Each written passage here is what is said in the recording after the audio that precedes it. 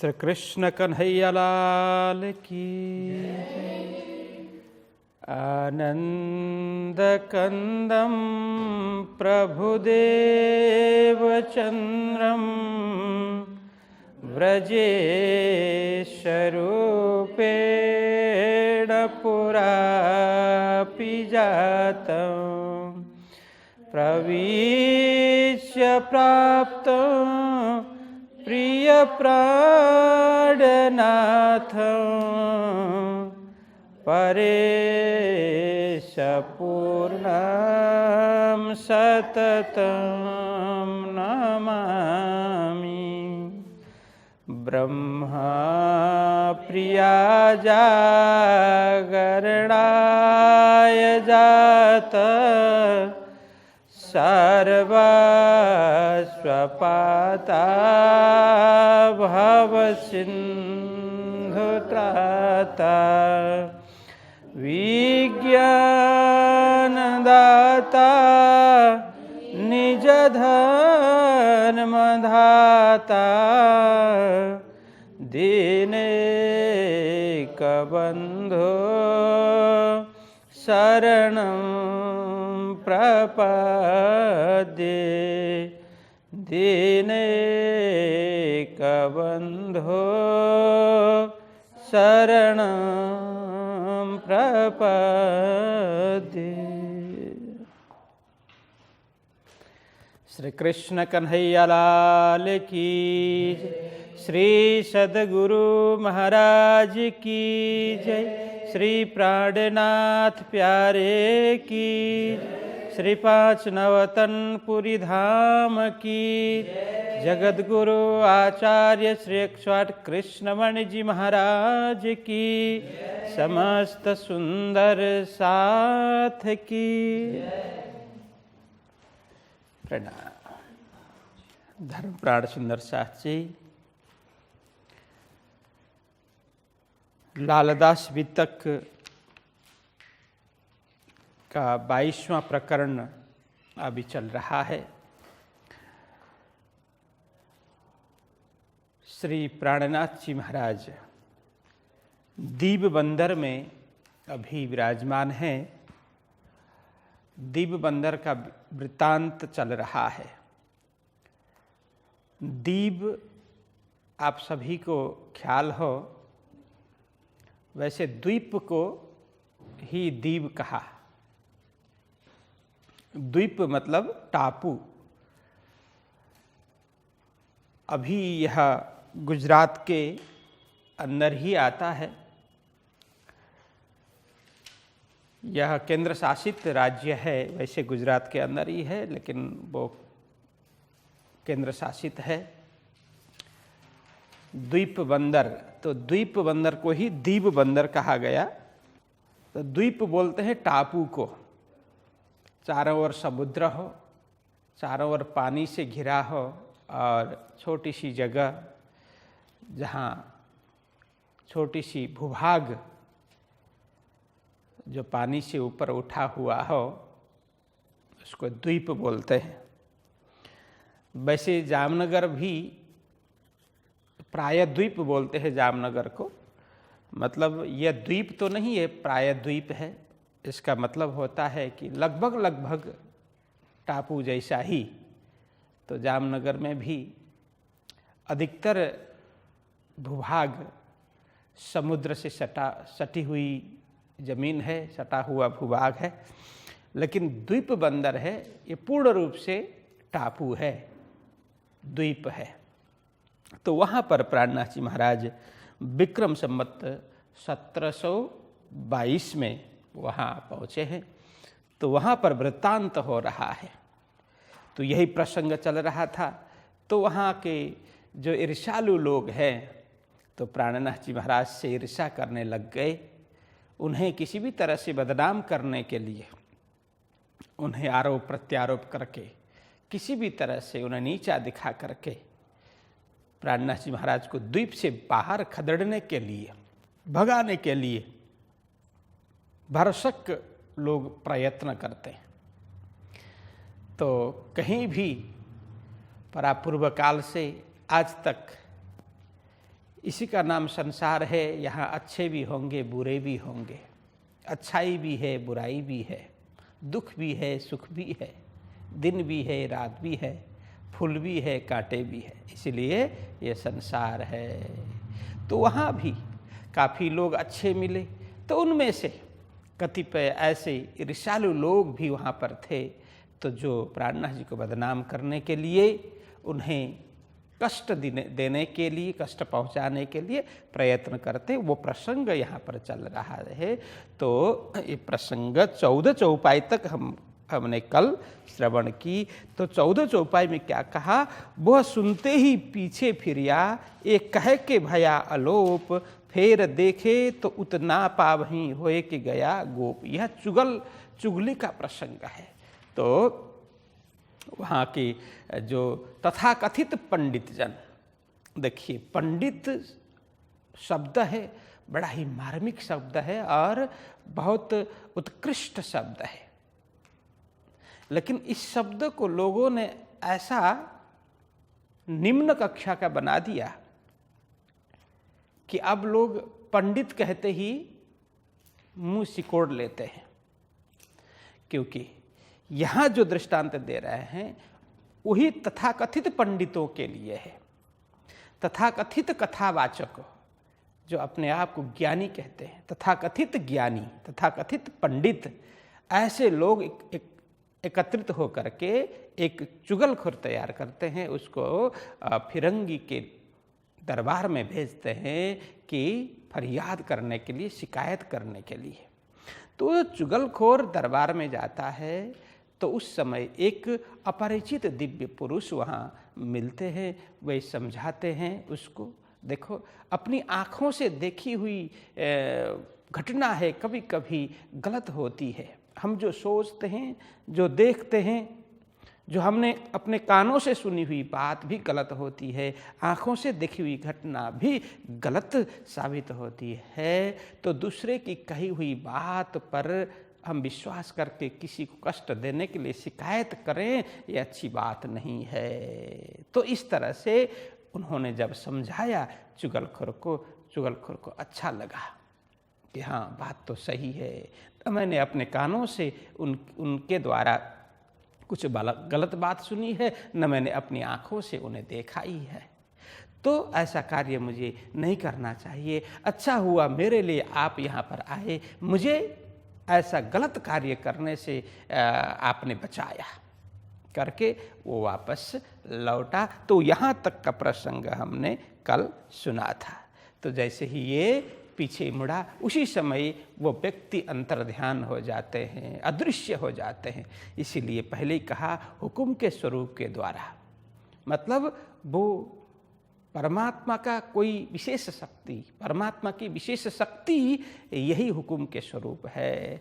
तो किसी भी संत, सज्जन, भक्तजन, ऐसे लोगों के लिए कहीं न कहीं वो सहयोग के लिए परमात्मा अपनी शक्ति भेजते रहते हैं। तो ऐसे के लिए हुक्म का स्वरूप ये संबोधन किया गया है। तो वहाँ भी ऐसे हुक्म के स्वरूप विशेष शक्ति आकर के, विशेष व्यक्ति, किसी अपरिचित व्यक्ति के रूप में आकर के उन्हें समझाते हैं।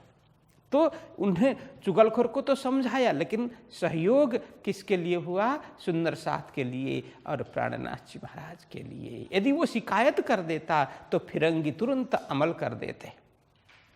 फिरंगी ऐसे जालिम अत्याचारी था, तो वो उसकी आंखें तो थी नहीं, मात्र कान थे। तो जो बात सुनी है बस उसके ऊपर भरोसा करके वो अमल कर देता, सजा सुना देता। तो सुंदर साथ को कितनी तकलीफ होती। इसीलिए हुक्म के स्वरूप ने सुंदर साथ की रक्षा इस तरह से की। कहने का मतलब, अब हम आगे बढ़ते हैं। साथ में खलबल पड़ी, हुआ चुगल का डर, भागे चारों तरफों खाड़ी गए उतर। बस अब उन ईर्ष्यालु लोगों ने, उन दुष्ट लोगों ने किसी को तैयार करके चुगली के लिए दरबार में भेजा है, ऐसा समाचार सब भी और फैल गया। ऐसी बात सभी और फैल गई। वहाँ क्या कुछ घटना घट रही है ये अभी तक किसी को पता नहीं है, लेकिन अब उन लोगों ने एक चुगलखोर को तैयार करके फिरंगी को चुगली के लिए दरबार में भेजा है करके सुंदर साथ में भक्तों में ये सारा हो हल्ला हो गया, हो हल्ला मच गया। तो हुआ चुगल का डर, तो साथ में ऐसे मतलब हो हल्ला खलबली हुई। तो चुगल हो, अब चुगलखोर वहाँ गया है, अब चुगली कर देगा। फिरंगी फिर सबको पकड़ करके कैद कर लेगा, क्या कुछ सजा देगा, दंड देगा। ऐसा करके लोगों में अंदर अंदर उहा पुह मच गया। तो सारे डर गए, भागे चारों तरफों खाड़ी गए उतर। अब प्राणनाथ जी महाराज के साथ में आकर के जो कथा चर्चा सुनने वाले थे सैकड़ों की संख्या में, ये सारे बिखर गए, वहाँ से भाग गए, यत्र तत्र सर्वत्र भाग गए। और कहते हैं खाड़ी गए उतर। खाड़ी मतलब वो नाला है, नाला उतर करके भाग जाते हैं जहाँ जहाँ जगह मिलती है। तो कई लोग तो द्वीप छोड़ करके भाग गए, तो कई लोग कहाँ छुप गए, इस तरह से भाग गए। कोई शहर में छिप गए, कोई कहे हम ना जावें उत्ता, कोई कहे हम ना सुने कभू न गए तित्ता। तो उनमें से कितने लोग तो खाड़ी उतर करके ही भाग गए, कितने लोग शहर में अंदर अंदर छुप करके बैठे। और कोई कहने लगे आपस में बातचीत करके, कोई पूछता है तो नहीं नहीं हम कभी वहाँ पर गए ही नहीं, हमें तो पता ही नहीं कौन संत है कौन महात्मा है, हमें तो पता ही नहीं, हम तो कभी जाते ही नहीं है, बस हम अपने काम से काम मतलब रखते हैं। ऐसे करके आपस में बात करने लगे। कोई कहे हम ना सुने, हमने उन कभी किसी से चर्चा भी नहीं सुनी, कोई संत महात्मा आए ऐसा भी हमने कभी ना देखा है ना सुना है, कबू ना गए तित्ता, कभी किसी के पास हम गए ही नहीं। ऐसा करके बात करने लग गए। इन भांत दज्जाल ने सबके लिए हथियार, कोई खड़ा न रह सका तरफ धनी निर्धार। इस तरह से दज्जाल ने मतलब वो कलयुगी शैतान, मतलब वही दुष्ट लोग, दुर्मति लोग, दुर्बुद्धि रखने वाले लोग, ईर्षा रखने वाले, इन्होंने सबके लिए हथियार। देखो ये माया रूपी दज्जाल है ना, मतलब किसी के अंदर भी वो किसी रूप में माया प्रवेश करती है। तो माया प्रवेश करते ही कोई ईर्षा करने लग जाता है ना, कोई आग में जलने लग जाता है, कोई किसी को नुकसान पहुंचाने के लिए तौर तरीके ढूंढता है, किसी भी तरह से किसको किस तरह से नुकसान पहुंचाए। वो सब मायावी जीवों का प्रभाव है, माया का प्रभाव है। तो यदि माया नहीं होती अंदर तो किसी के लिए इतना बुरा कोई सोचता नहीं है। ईर्षा क्यों करना है? देखिए सबके अपने भाग्य से जो मिलना है वो मिलना ही है, तो एक दूसरे के ईर्षा क्यों करेंगे? वो माया का प्रभाव है। माया के वशीभूत हो करके, माया के फंदे में पड़ करके हम एक दूसरे की ईर्षा करते हैं। बाकी जिनके हृदय में ये माया का प्रभाव नहीं हो, स्वयं के जीवन के प्रति जो जागरूक है, इस संसार की वास्तविकता को थोड़ा भी जो समझता है, वो किसी के प्रति ईर्षा का भाव नहीं रखता। तो यहाँ पर इस प्रकार सबके हृदय में वो दज्जाल माया ने प्रवेश करके क्या कर दिया? सबके लिए हथियार। हथियार अभी तक धर्म के प्रति हम आस्थावान है, विश्वासवान है, हम तो खूब चर्चा में हमें आनंद आता है, कथा सुनने को मन करता है, संत गुरुजनों के प्रति हमें विश्वास है, आस्था है, बोल करके आने वाले ऐसे आस्था विश्वास भरोसा रूपी हथियार सबके छीन लिए। बस अब अपने अपने घर में लोग डर करके बैठने लगे, बोलने लगे कौन प्राणनाथ जी हम जानते भी नहीं है और हम पहचानती भी नहीं है, कभी जाकर के चर्चा कथा उनसे हमने सुनी भी नहीं है। ऐसे करके सब पल्ला झाड़ने लग गए। इसीलिए यहाँ देखिए सुंदर साथ के अंदर जो आस्था है, धर्म का विश्वास है, वो कितना है यहाँ पर पता चल गया। यदि पूर्ण रूप से आस्थावान होते, पूर्ण रूप से विश्वासवान होते तो किसी की बात में आकर सब भागते नहीं। तो यहाँ अब सब पल्ला झाड़ करके इधर उधर भाग गए ना, तो कोई खड़ा न रह सका, तरफ धनी निर्धार, बस कटिबद्ध कोई रह नहीं सके, सबके पांव फिसल गए। अभी तक तो हम धर्म के प्रति आस्थावान विश्वासवान बोल करके बोलने वाले अब छुमंतर हो गए, कहाँ भाग गए पता ही नहीं। इस तरह से देखिए, कभी भी परीक्षा इसी तरह से होती है। तो हमारे जीवन में भी ऐसे क्षण आते हैं, ऐसे पल आते हैं, कौन कितना अड़िग रहता है वो कष्ट के समय में ही पता चलता है। देखिए, सुख में तो सब साथ देते ही है ना, लेकिन जो दुख में कष्ट में साथ दे, सहयोग करे, वही वास्तविक सहयोगी है, वही तो वास्तविक साथ है। बाकी तो सुख में तो हाँ जी हाँ करने वाले, साथ में बैठने वाले अनेक होते हैं। तो वहाँ पर ऐसा वातावरण बना तो सारे के सारे भाग गए, आना जाना सबका बंद। कुछ एक सुंदर साथ वहाँ रहते हैं, तो कहते हैं कोई खड़ा न रह सका। वहाँ पर खड़ा रहने का मतलब प्राणनाथ जी महाराज के साथ में नहीं, कुछ भी हो हम आपको नहीं छोड़ेंगे, आपको छोड़ करके कहीं नहीं जाएंगे। बोलने वाले कोई नहीं मिले तो सब भाग गए। तो कल तक आप ही हमारे धामधनी हैं, आप ही हमारे सर्वस्व है बोलने वाले आज कोई दिखते नहीं है। इस प्रकार से माया ने सबको अपने फंदे में डाला। तो कहते हैं तरफ धनी निर्धार, अपने धाम धनी के प्रति निश्चित रूप से निश्चय पूर्वक दृढ़ता पूर्वक खड़ा रहने वाले, अडिग रहने वाले वहाँ कोई नहीं मिले।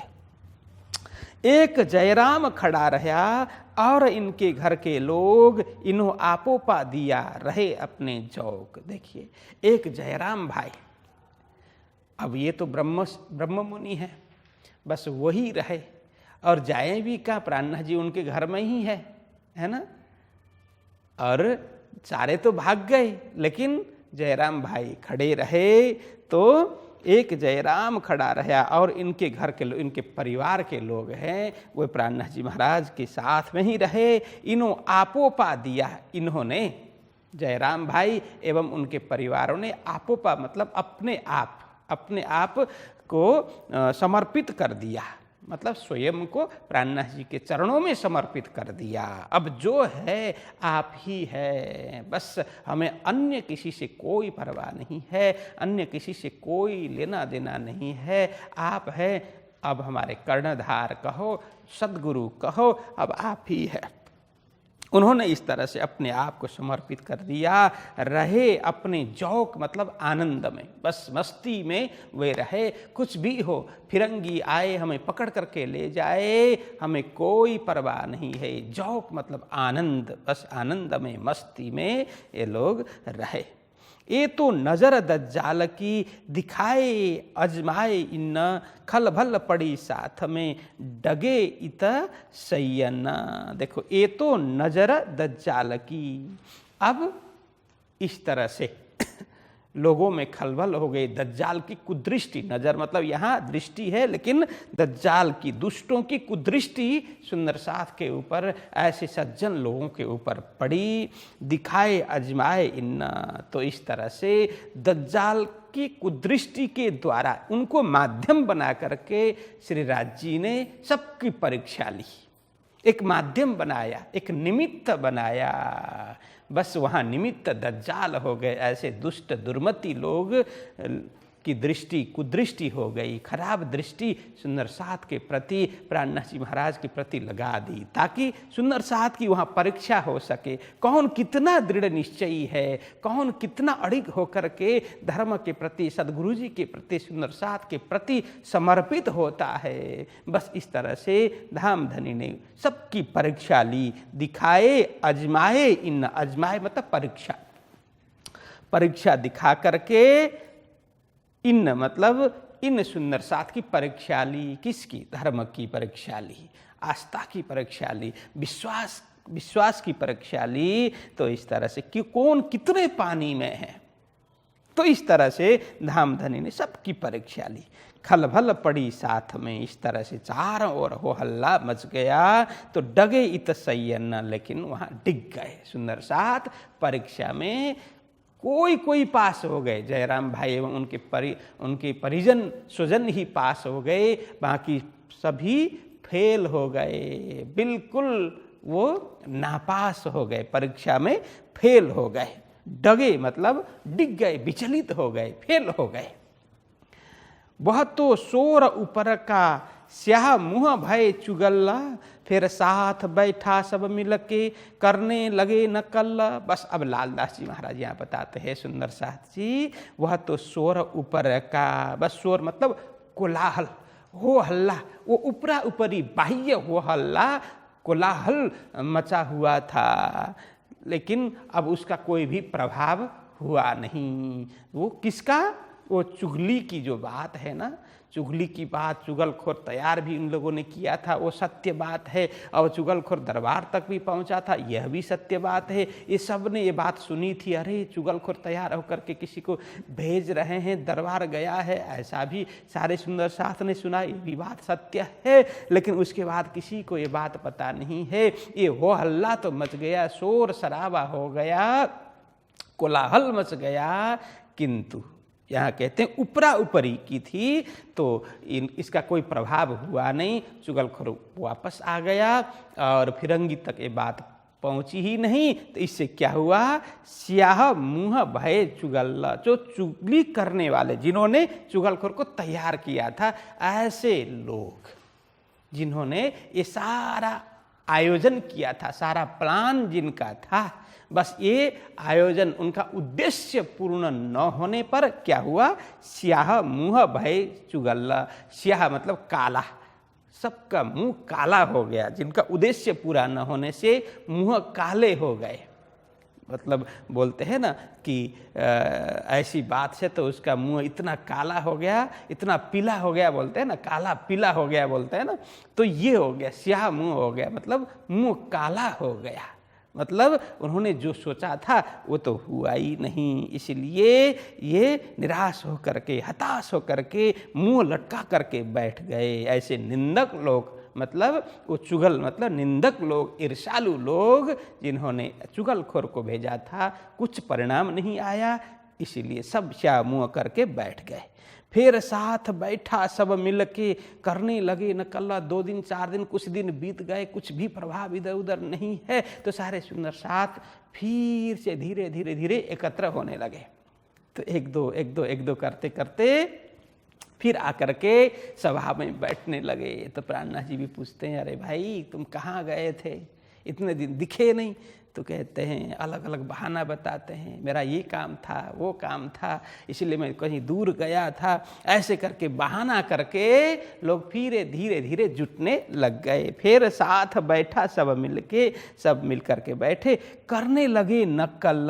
नकल मतलब अभिनय, कैरिकेचर, एक दूसरे के कैरिकेचर करने लग गए। कैसे कि अब पहले क्या करते थे, अरे नहीं मुझे तो जाना नहीं है, अब तो मैं सबको बोलूँगा या बोलूँगी, किसी को मैं तो किसी संत को पहचानता भी नहीं हूँ, कभी उनसे कुछ चर्चा भी नहीं सुनी, कभी उनके पास गए भी नहीं, हम जानते भी नहीं हैं। ऐसे करके हम तो बोल देंगे, कोई पूछेंगे तो हमें तो कुछ पता ही नहीं है, बस अपने को बचाना है। ऐसे करके सब आपस में भाग कूद गए थे, छिप गए थे। अब वही एक आपस में नकल करते हैं, अरे तुम तो ऐसा करते थे, तुमने ऐसा किया था, तुमने ऐसा किया था, इस तरह से तुम डर गए थे, करके एक आपस में कैरिकेचर करते हैं, नकल करते हैं। अभिनय मतलब वो करते हैं। हंसी हुई साथ में करने लगे बितक, भूल मानी भागते आगे बैठे के हक। बस इस तरह से वहाँ पर बस हंसी का प्रसंग बना, एक आपस में हंसी हो गई, एक आपस की नकल करने लगे, नकल उतारने लग गए। तो वहाँ पर इस तरह से राज्य ने हंसी करवाई, इसलिए सब फेल हो गए ना, धर्म में सब फेल हो गए, आस्था विश्वास कम होने के कारण। तो सारे के सारे फेल हो गए। तो वहाँ पर हंसी हो गई, सबकी हंसी हो गई। कहने लगे वितक, अपनी अपनी वितक कहने लगे, अरे मैं तो इस तरह से छुप करके वहाँ बैठा था, मैं तो यहाँ भाग गया था, अपने सगे संबंधी के घर में गया था, दीप छोड़ करके गया था, तो मैं वहाँ से समाचार लेता रहता था, क्या कुछ हुआ करके, फिर कुछ नहीं हुआ ऐसा जान करके फिर आया, ऐसा करके आपस में सारी वितक लोग कहने लग गए, बताने लग गए। तो यहाँ कहते हैं भूल मानी भागते आगे बैठे के हक। तो वहाँ सबने आकर के भूल स्वीकार की, अब कुछ नहीं हुआ। तो वहाँ पर भूल मानी, हमारा भागना, यहाँ से रफू चक्कर होना, ये हमारे लिए लज्जास्पद बात हो गई। तो पश्चाताप करने लग गए, हम सचमुच डर गए थे, हमें यदि पूर्ण विश्वास होता तो हम भागते नहीं। तो उन्होंने भूल स्वीकार की, यहाँ कहते हैं भूल मानी भागते, ऐसे डर कर हमारा भागना सचमुच हमारी भूल ही है। आगे बैठे के हक। देखिए, जो परमात्मा के सामने अपने आप को पाता है, यदि परमात्मा है, परमात्मा का अस्तित्व जो स्वीकार करता है, उसको डरने की ज़रूरत नहीं है। जब हम गलत नहीं करते तो कभी डरने की आवश्यकता नहीं है। इसका मतलब ये नहीं कि हम ऐसे सीना तान करके अभिमानी होकर के चलें, ऐसा नहीं है। अभिमानी होना अलग बात है, निडर होना अलग बात है। हम अपने को आत्मा रूप में स्वीकार कर लें और परमात्मा का अस्तित्व मान लें। हमारा मूल परमात्मा है, परमात्मा का अंश हम हैं, ऐसा जब ज्ञान हो जाता है तो फिर डरने की आवश्यकता नहीं है। तो यहाँ कहते हैं परमात्मा के समक्ष बैठ करके भी, परमात्मा के चरण तले बैठ करके भी, और दूसरा अर्थ है परमात्मा स्वरूप साक्षात प्राणनाथ जी महाराज के सामने बैठ करके भी हम इस तरह से डर करके भाग गए, ये हमने बड़ी भूल की। तो आपस में भूल इस तरह से स्वीकार करते हैं।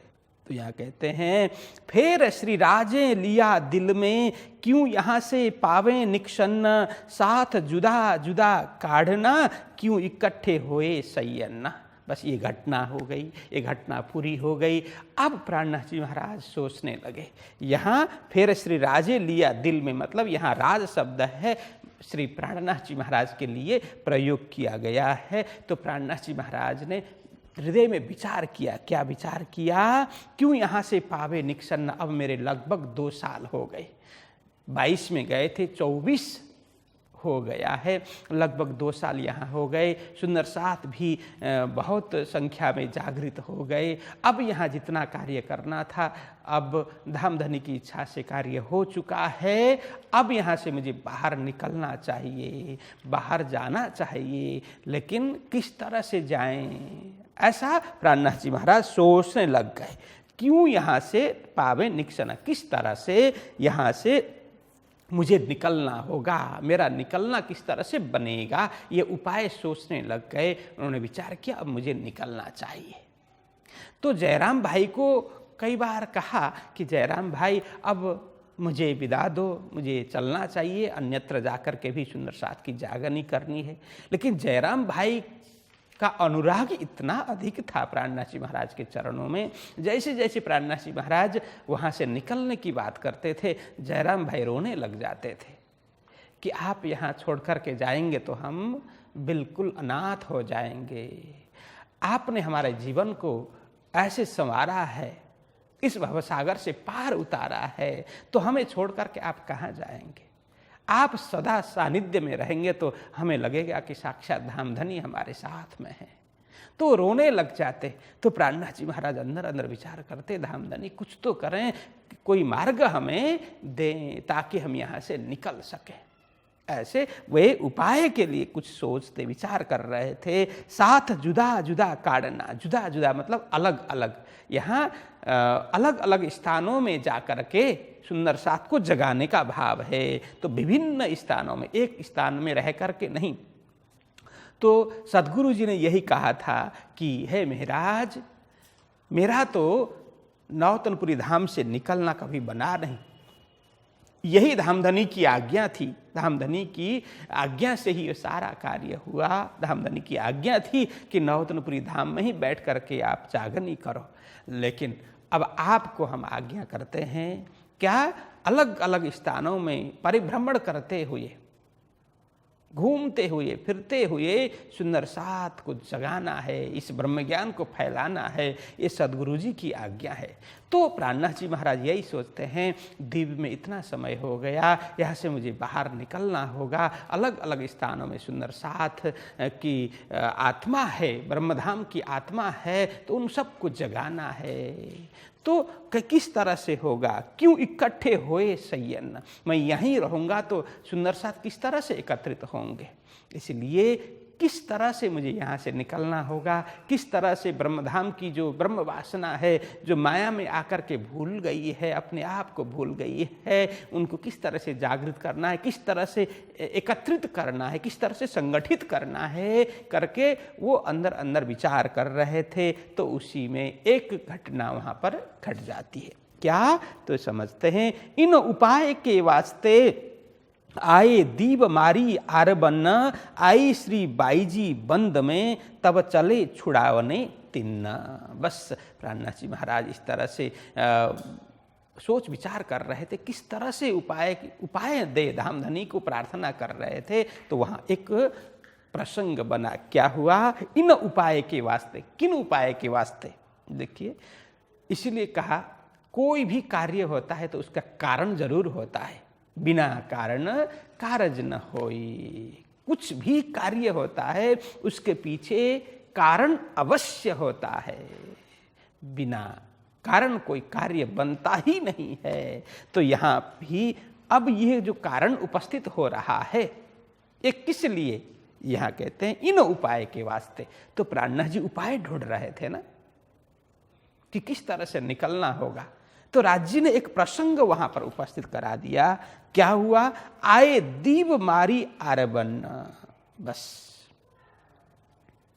दीव में, यहां कहने का मतलब दीव में आए कौन, आरबन। आरबन मतलब अरबी, अरबी लुटेरे दीव में आए और क्या किया, मारी मतलब छापा मारा। इसको इस तरह से आगे पीछे करके समझना।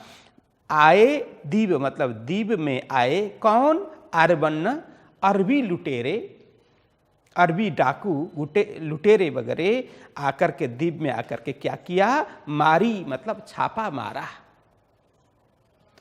आई श्री बाईजी बंद में, तब चले छुड़ावने तिन्ना। बस उन्होंने पहले क्या था, जहां जहां बंदरगाह है, जहां जहां पोर्ट है, तो वहां आवागमन होता था। पहले तो अधिकतर जल मार्ग से ही आना जाना होता था। दूर दूर कहीं जाना हो तो जल मार्ग से ही।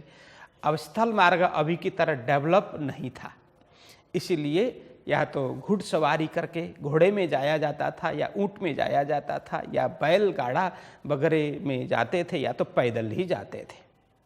लेकिन अधिक सामान इधर उधर ले जाना हो, एक देश से दूसरे देश में जाना हो, तो जलपोत का प्रयोग किया जाता था, मतलब जहाज का प्रयोग किया जाता था। उस समय जो भी जहाज बनते थे, उपलब्ध होते थे, तो ऐसे में ये व्यवहार चलता था। तो दीव एक बंदरगाह, देखिए बंदरगाह किसको बोलते हैं, इसको पोर्ट है, जैसे रेलवे स्टेशन है, इसी तरह से जो जहाज जहां आना जाना करते हैं उसको बंदरगाह बोलते हैं।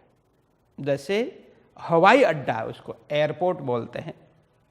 तो जहां पानी जहाज का आना जाना उसको बंदरगाह बोलते हैं।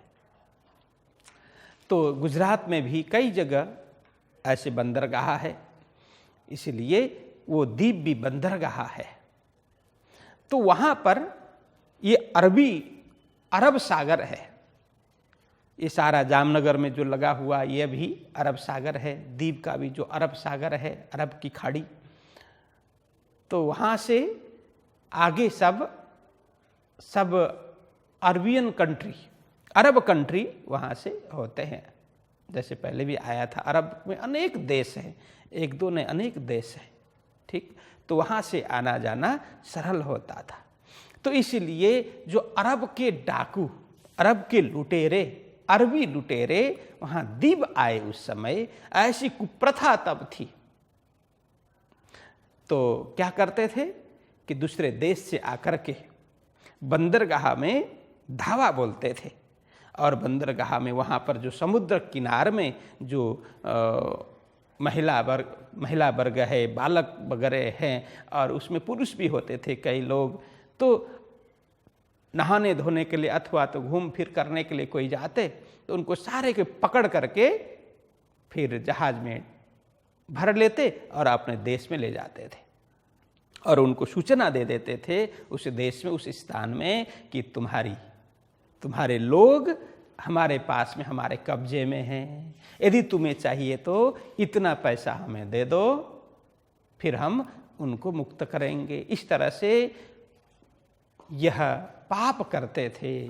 तो आज भी कई लोग अपहरण करते हैं ना, बालक को अपहरण करते हैं, महिलाओं को अपहरण करते हैं और पैसे मांगते हैं, फिरौती के लिए पैसे मांगते हैं।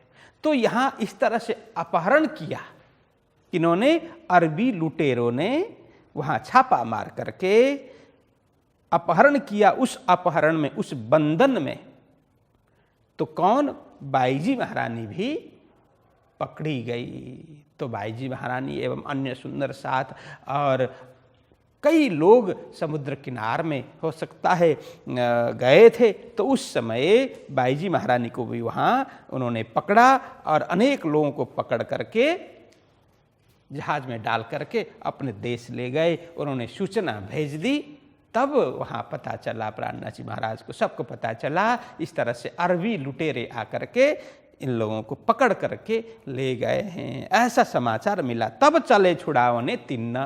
अब उन सबको छुड़ाने के लिए, मुक्त करने के लिए प्राणनाथ जी महाराज दीप से विदा हो जाते हैं। अब तो जयराम भाई भी ना नहीं बोल पाएंगे, इतना बड़ा कारण बन गया, तो उन्होंने भी विदा दी। तो वहाँ प्राणनाथ जी महाराज जयराम भाई को एक कार्य सौंपते हैं कि जयराम भाई, आप सद्गुरु जी के शिष्य हो, आप ब्रह्म सृष्टि हो, अतः एक सुंदर साथ के लिए एक कार्य करना। क्या? सद्गुरु जी की जीवनी वृत्तांत आप लिखना। तो प्राणनाथ जी महाराज की आज्ञा से जयराम भाई कंसारा एक वितक वहाँ रचना करते हैं, प्राणनाथ जी महाराज की आज्ञा लेकर के, जो जिस वितक का नाम है तारतम सागर। तारतम सागर नामक वितक जयराम भाई कंसारा अब रचना करते हैं, जिसमें परमधाम की बात है, ब्रज की बात है, रास की बात है और सद्गुरु जी की जीवनी है। क्योंकि उनके आगे वे सद्गुरु जी के शिष्य थे और प्राणनाथ जी की जीवनी तो अब हो रही है, बाकी है। अतः उन्होंने सद्गुरु जी की जीवनी इस तरह से पूर्ण रूप से लिखी है तारतम सागर नामक वितक में। तो यहाँ से अब प्राणनाथ जी महाराज वहाँ से निकलते हैं। तो वहाँ कहाँ जाते हैं, यह बताया कि नवी पोरबंदर पाटन सब ठौरों देखा फिर, काहू न हुआ मौसर ऐसी मुहजल की उठी लहर।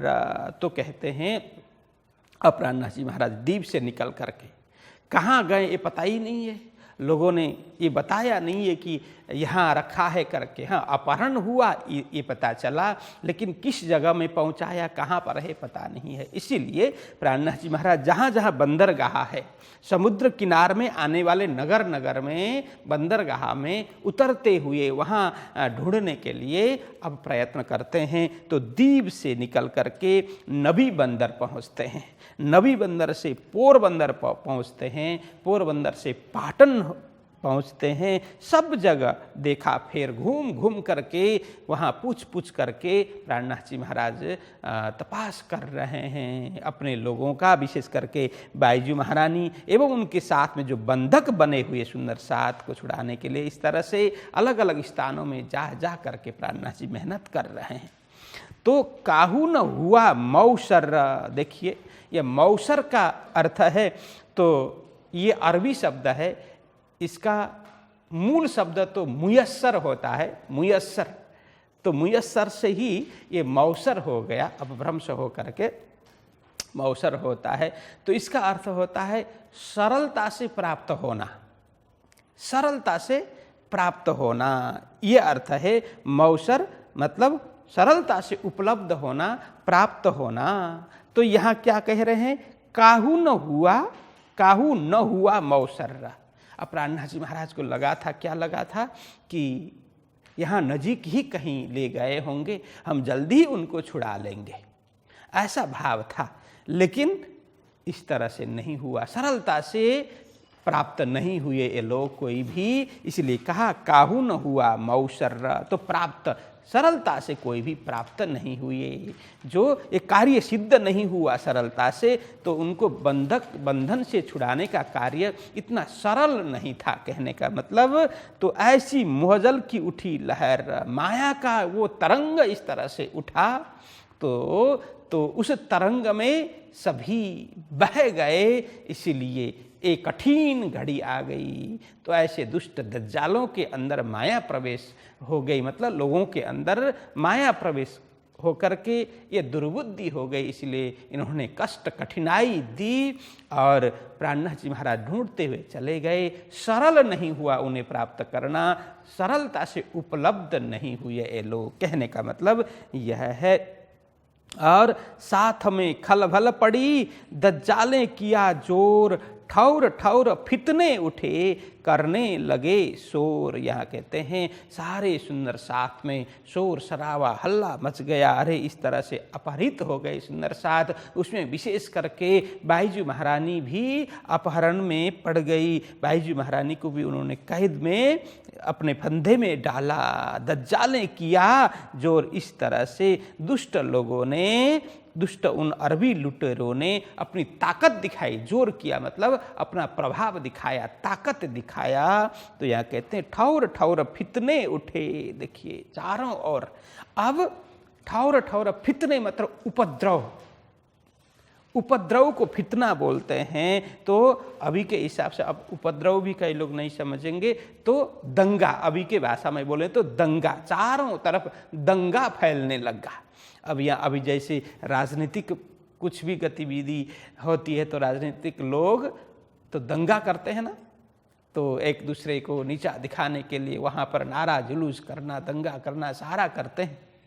तो इसी तरह से अब ये सब अरबी लुटेरों ने अपने लोगों को, हिंदुस्तानियों को पकड़ करके अपने कैद में रखा। ऐसा सुन करके स्थान स्थान के लोग आग बबूले हो गए और वे लड़ने के लिए तैयार हो गए। उन्होंने दंगा मतलब इस तरह उपद्रव करना भी शुरू कर दिया। तो ठौर ठौर फितने उठे, करने लगे शोर, चारों ओर हो हल्ला मच गया, हो हल्ला शुरू हो गया। अब किस तरह से, अब यहाँ दो अर्थ है। अब इस तरह से तो कहीं भी लुटेरे लुटेंगे और किस तरह से हम बचेंगे, एक आपस में यह भयभीत होना भी है। तो चारों ओर उनका डर मन में बैठना, यह भी अर्थ है। तो इस तरह से ठौर ठौर फितने उठे, इस तरह से झगड़ा, उपद्रव, दंगा होने लगा। स्थान स्थान पर लोग आपस में शोर शराबा करने लगे। तो प्राणनाथ जी महाराज ढूंढते हुए चले जा रहे हैं। यहाँ से ती अब कहाँ पहुँचे थे, पाटन पहुँचे थे, वहाँ से फिर कच्छ आए। यहाँ से ती आए कच्छ, थावर दिया साथ, मंडई मिने आए के, साथ के पकड़े हाथ।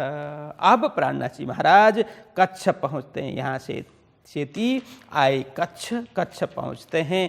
थावर दिया साथ, थावर भाई वहाँ पर पहले से सुंदर साथ थे, थावर भाई उनसे मिले। मंडई मिने आए के, साथ के पकड़े हाथ। मंडई मतलब माडवी बंदर, यह भी पोर्ट है, बंदरगाह है। तो माडवी बंदर में जाकर के साथ के पकड़े हाथ। तो सुंदर साथ जो माया में डूबे हुए थे, माया में फंसे हुए थे, माया के दलदल में डूबे हुए सुंदर साथ के हाथ पकड़ करके फिर प्राणनाथ जी महाराज उनको परमार्थ के मार्ग में लगाते हैं। साथ के पकड़े हाथ कहने का मतलब यह है तहाँ प्रागमल कुंवर बाई केतिक रहवे साथ, भूल गए साथ चर्चा को लई दज्जालसों बात। तो कहते हैं वहाँ पर कहाँ, मांडवी बंदर में प्रागमल भाई, कुंवर बाई, कितने सुंदर साथ, वहाँ कितने और कितने सुंदर साथ रहते थे। भूल गए साथ चर्चा को लई दज्जालसों बात। बस वहाँ पर नाम के सुंदर साथ, नाम अब सुंदर साथ तो बने थे, मंत्र भी लिया था, लेकिन पुनः जाकर के फिर अपने कार्य में मदहोश हो गए। वो मंत्र न जपते हैं, न धर्म चर्चा करते हैं, न कभी सत्संग करते हैं, न कभी धाम आना जाना दर्शन का कार्य करते हैं, कुछ भी नहीं करते हैं। पहले जैसे थे वैसे ही होकर के सुंदर साथ रहे। इसीलिए वहाँ कहा भूल गए साथ चर्चा को। तो धर्म सत्संग ये सारा कार्य चर्चा चितवनी सब भूल करके बैठे हुए थे। लई दज्जालसों बात, दज्जाल मतलब यहाँ देखिए पहले भी कहा दज्जाल क्या है, एक प्रकार से माया ही है, जो माया प्रवेश करके लोगों की मति भ्रम करा देती है, बुद्धि भ्रमित करा देती है।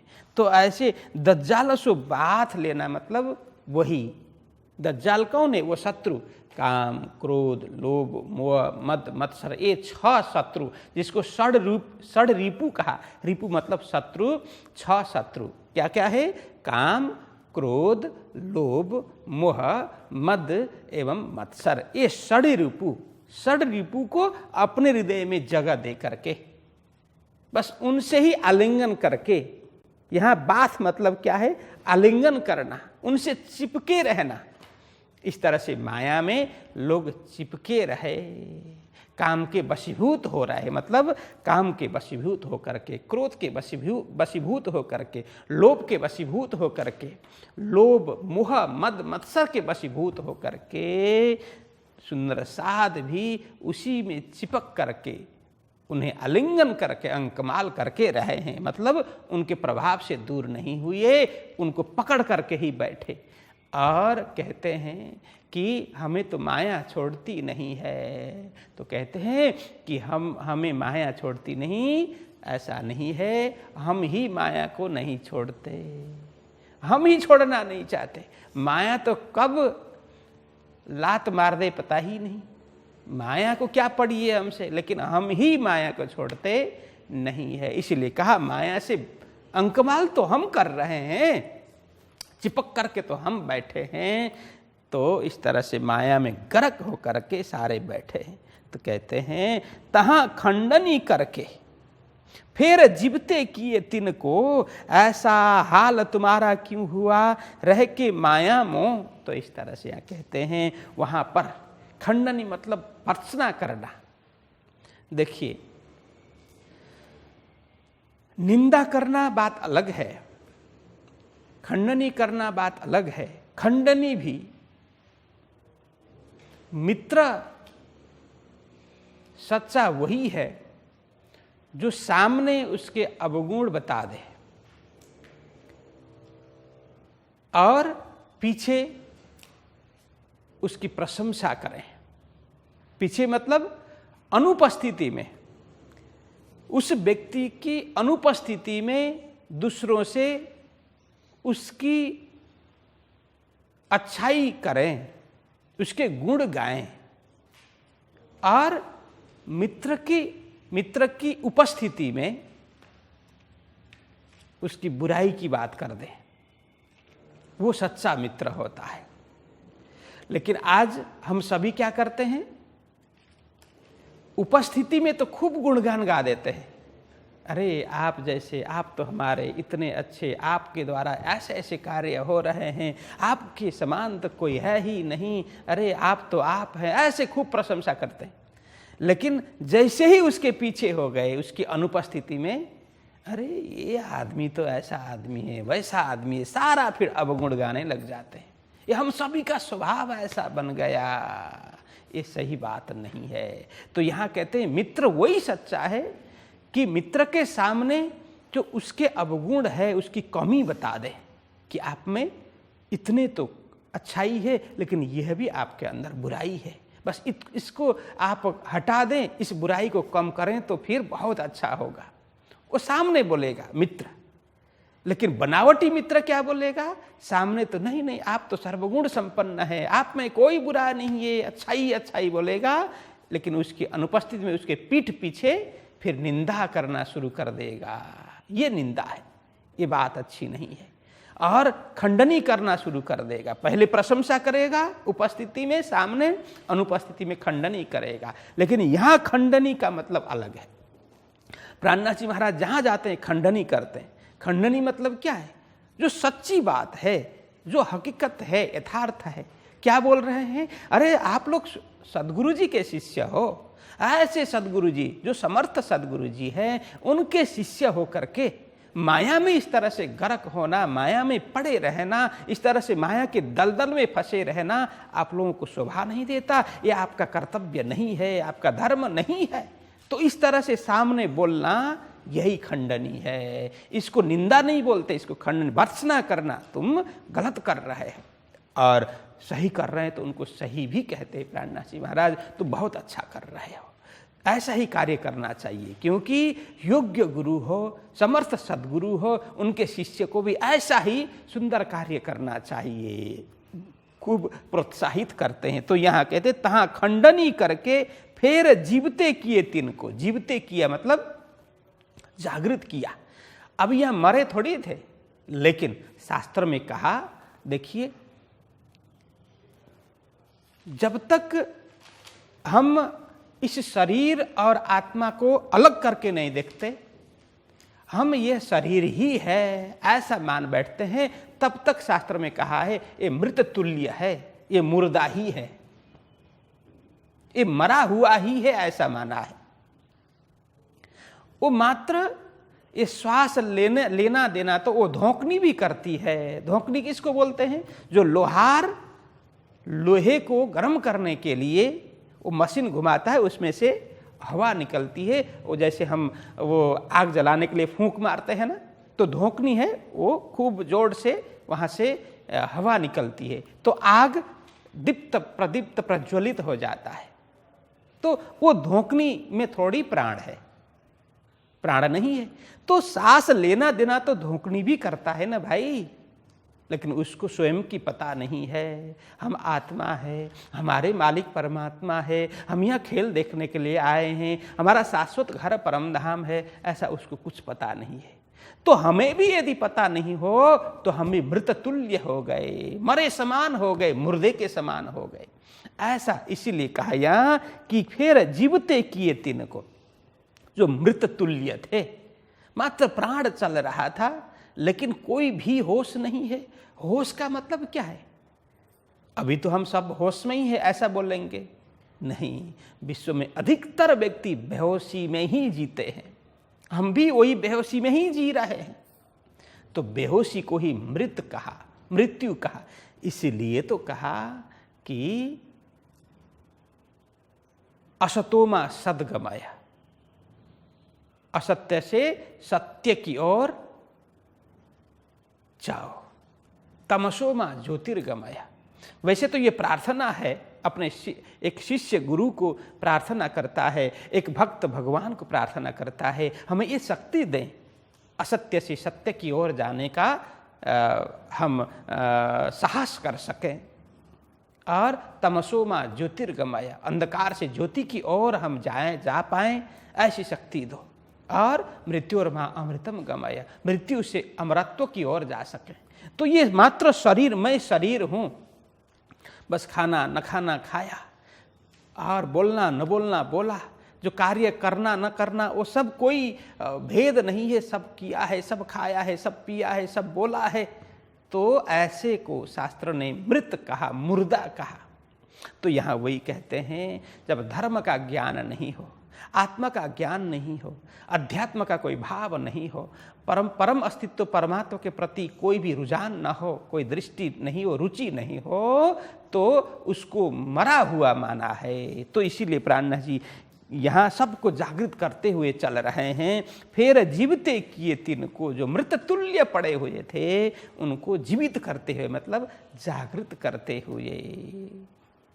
तो जागो जगाऊं जुगतसो छोड़ो नींद विकार। मैं जगाने के लिए आया हूँ, युक्ति पूर्वक जगाने के लिए आया हूँ, सब जागृत हो जाओ। तो तारतम रस पिला पिला करके, ब्रह्म रस पिला पिला करके, तारतम ज्ञान दे दे करके सबको जागृत कर रहे हैं। इसलिए कहा फेर जीवते किए तिनको, ऐसा हाल तुम्हारा क्यों हुआ रहे के माया मोह। तो सबको समझा रहे हैं। अरे सुंदर साथ जी, जैसे माया के जीवों का हाल होता है, ऐसा हाल तुम्हारा कैसे हुआ।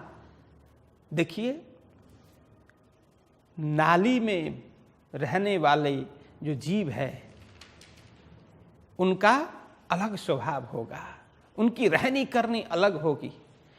फूल में रहने वाले जीव है, भ्रमर है, उसका स्वभाव अलग होगा। तो सुंदर साथ तो भ्रमर के समान है, सुगंधित फूल में रहने वाली प्रजाति है, वो ब्रह्मधाम परमधाम से आई हुई आत्मा है। लेकिन इस संसार रूपी दलदल, संसार रूपी नाला, वो कीचड़ में कैसे रहते हो, किस तरह से रहते हो इस मदहोश होकर के। इसलिए बोलते हैं ऐसा हाल तुम्हारा क्यों हुआ। माया के जीव जिस तरह से रहते हैं, जिस तरह से जीते हैं, जिस तरह से खाते पीते हैं, जिस तरह से भोग भोगते हैं, वैसे ही भोग भोगते रहोगे, वैसे ही खाना न खाना खाते रहोगे, करना न करना सारा कार्य करते रहोगे।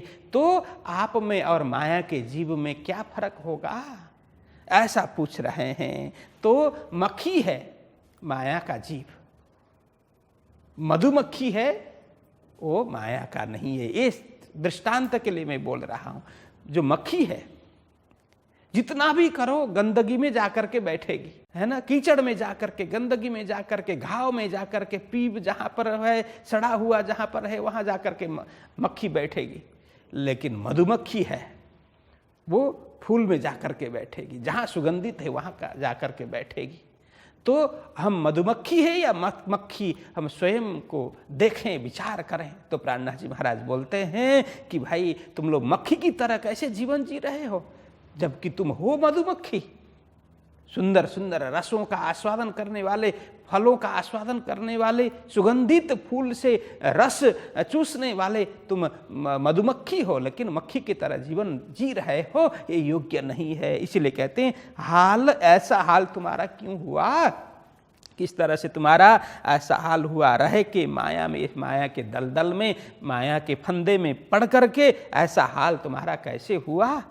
तो अब जागो दिन आइया धाम चलने का, अब कहाँ लो खेल देखने रहोगे माया माहे माया। तो खंडनी करते हुए फिर प्रेम से समझाते हैं कि सुंदर साथ जी, ये सब मैं आपके लिए बोल रहा हूँ। क्या कहते, अब जागो दिन आइए, अब तो जागो। पहले धामधनी आए, साक्षात सदगुरु जी आ गए, हमें खूब समझाया, उनसे ज्ञान भी तुम लोगों ने लिया, मंत्र भी लिया, सब कुछ हुआ, किंतु फिर सो गए, फिर माया में पड़ गए। तो अब जागो दिन आइए, अब सोने का अवसर नहीं है। अभी भी नहीं जागोगे तो आप लोगों को कोई जगाने के लिए अब नहीं आएगा।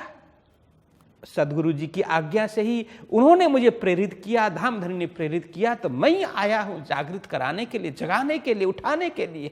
अब भी सोओगे तो तुम्हारा जीवन खत्म हो जाएगा, जीवन बर्बाद हो जाएगा।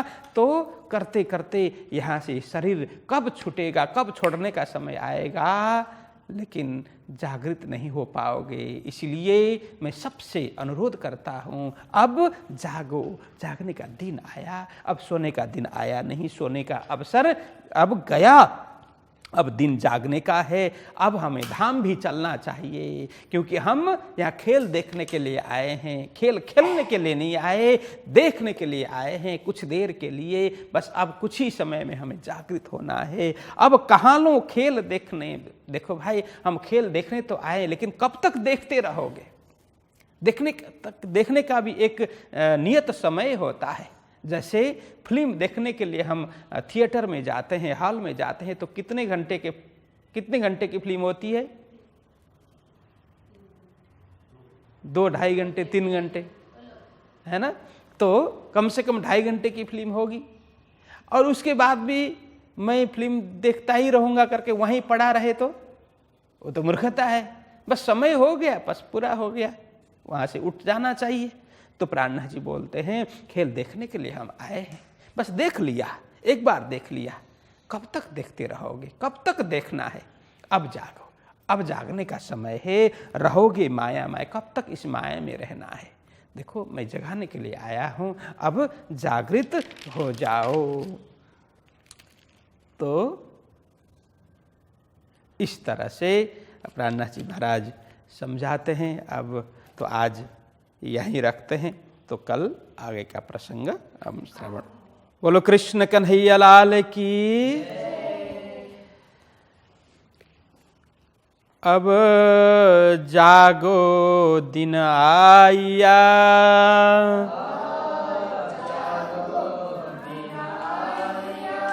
धाम चलने का, अब कहाँ लो खेल देखने,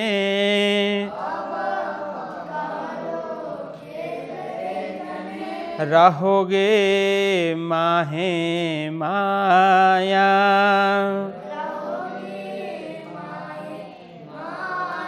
रहोगे माहे माया।